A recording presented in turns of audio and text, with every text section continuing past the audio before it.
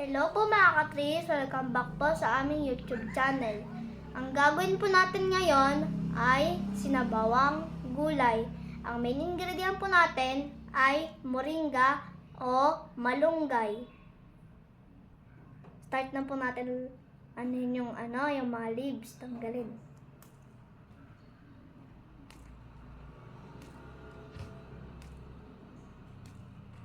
Parang maliliit na po na.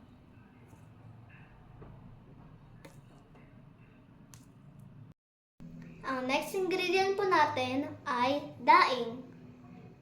Lagyan na po natin ng mantika ang kawali. Painitin muna natin ng onte. Pwede na. Tansyahin mo. Woo! Sige, dahan-dahan. Ayan. Okay.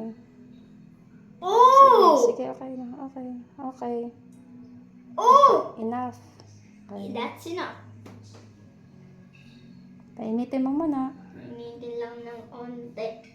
Piprito natin kasi yan ang ilalahok natin sa Gulay. gulay. Sinabawan ng gulay. Mainit na siya. Pwede na? Hawakan mo muna to. Huwag mo muna lalagyan ha. Laksan natin ng konti. Woohoo! Ng onte. Okay. Pwede mo na ilagay yung Daing. daing. Dahan-dahan. Sige, bitaw. O, next yung isa naman. Lagi sa tabi niya. Hawakan mo ito. Huwag mo na lalagyan ng mantika na. Antayin lang po natin mag-brown yung kabilaan nila. Bago na rin i-flip sa kabilang side. Okay. Brown na ba? Hindi pa. Wait mo lang siya. Okay lang yan. Habang nagagawa ka niyan, pwede natin ituloy yung paggagawa ng malunggay. Okay, we will be right back. Ngayon, tapos na po natin iprito yung isda o kaya yung daing. Ang gagawin po natin na next ay magpapakulo ng 3 tasang tubig na may 3 luya na magre-represent ng Sabaw. sabaw. Okay. Tayo lang natin Painitin kumulo. lang natin. Kumulo. Tatakpan muna natin yan. Bakit Balikan may natin. luya? Pampasarap yan. Pampabango sa niluto natin. Oh. Pangalis din ng lansa. Wow, Okay, sige. tapang. Takpan muna natin. Balikan natin mamaya. Okay? Gawa ulit tayo malunggay.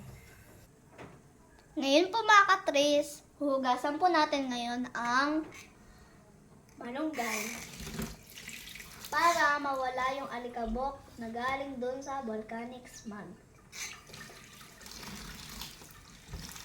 Sige, wash mo maigi.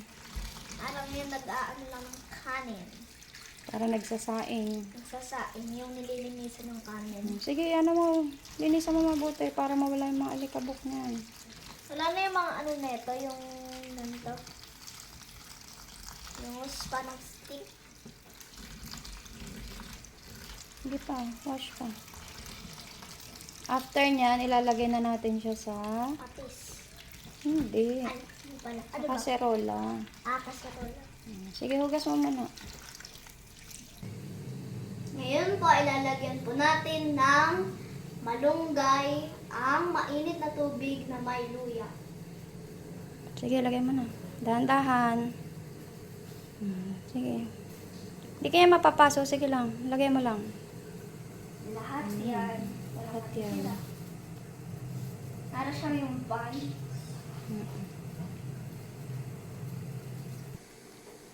Ngayon po ay ilalagay po natin yung pinrito nating dais. Daing. Daing. Anong dais? Oh, sige na, ilagay mo na. Hawak mo yung, yung kaserol. Ay, yung mangkok. Ay, sumabit. Sige, ano mo na yan. Ayan, diretso mo ng ganyan. Sige. Yan. Yan, para magkalasa siya na daing. Pwede pong dagdagan niya ng water. Kung gusto niyo po na timplan pa ng iba, Ay, pwede naman din ko. Ano Kasi ititimpla po- ni Mama kasi- dyan? Pero po, maalat na po na masyado. Kaya ang nilalagay lang po ni Mama ko ay betchin at magic sarap. Pwede ding patis kung Pwede dadagdagan ding nyo ng patis. tubig. Pero guys, ito Pero pong mga katris, yan pong ganyang ulam. Yung pong daing na nilagay namin, bago ko po yan ipaprito kay Tristan, ay binabad muna namin sa tubig, hinugasan muna. Kasi masyado pong maalat yan para iwas tayo sa UTI.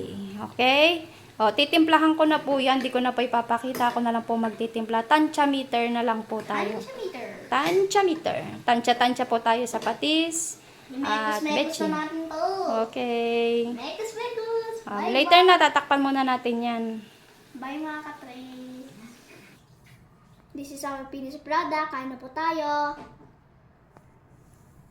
Sarap.